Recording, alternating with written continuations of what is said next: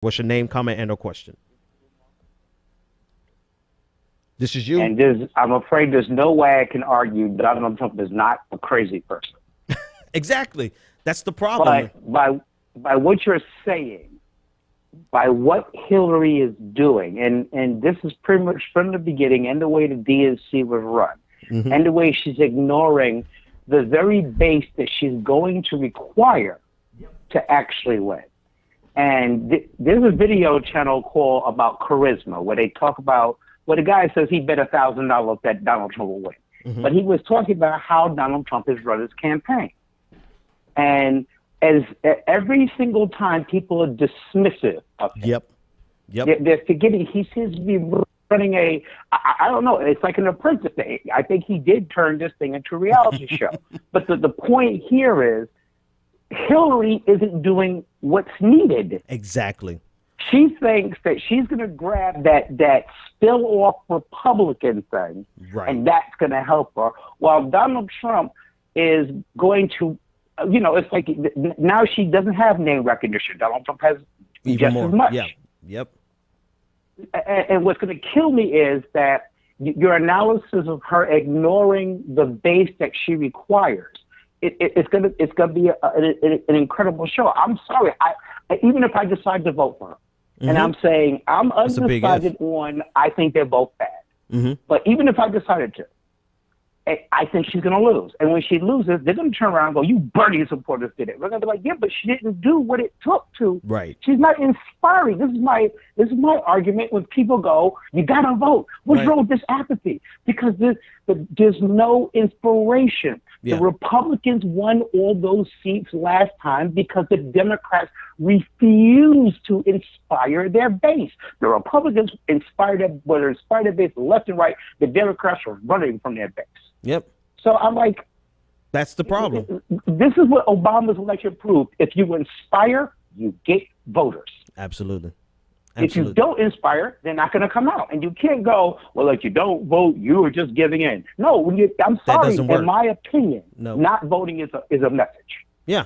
And that's the problem, Umar, right? I'm leaving it at that. No, I mean, hey, I appreciate the call, man, because you really summarized everything that I'm saying. The problem is that looking at how close the polls are right now, it really looks like this is a base election. And everyone in the middle who would normally be a moderate trying to decide which candidate, kind of undecided, everyone in the middle is kind of like, I don't like either one of them.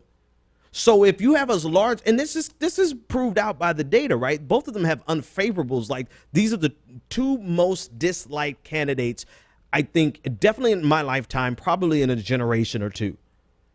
Which means the broader mass of America would rather someone else. And when you have the broader mass of America who would rather someone else, it ultimately becomes a base election. Donald Trump doesn't have the Republican Party. He has the base. He has a Republican base, and he's strongholding the Republican Party.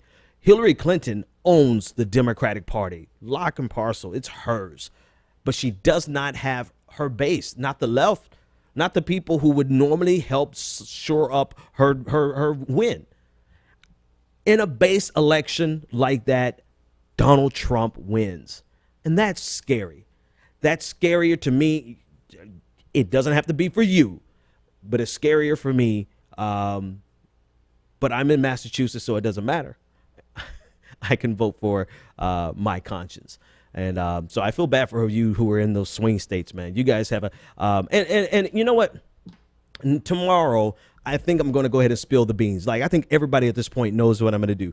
I'm going to tell you why I'm voting for Jill Stein, but I don't really like I'm not really voting for her because I want her to win.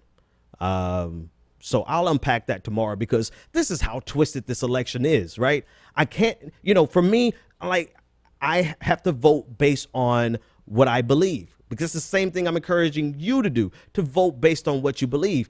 But I honestly believe this election is so screwed up. Our choices are so screwed that at the point, we're choosing between a madman who is unstable. We're choosing between a career politician who's not necessarily going to be, who's not going to be good on foreign policy for brown people across the world, who's economically I disagree with. And then we have third party choices who I pretty much agree with like 99% of what they stand for, but they don't stand a chance in hell of winning. So I'll unpack that. Maybe I think I'm gonna write the article. I'm in Massachusetts, so I can vote my conscience. All right, so I'm gonna vote for Jill Stein in Massachusetts. All right, that's my privilege. You in Georgia? Are you in give me a swing state because my mind is fried. West Virginia is a swing state now. Or is it Virginia? Virginia, not West Virginia. Virginia is a swing state. Good luck, Virginia. Good luck, Florida. Good luck, Ohio. You have my condolences.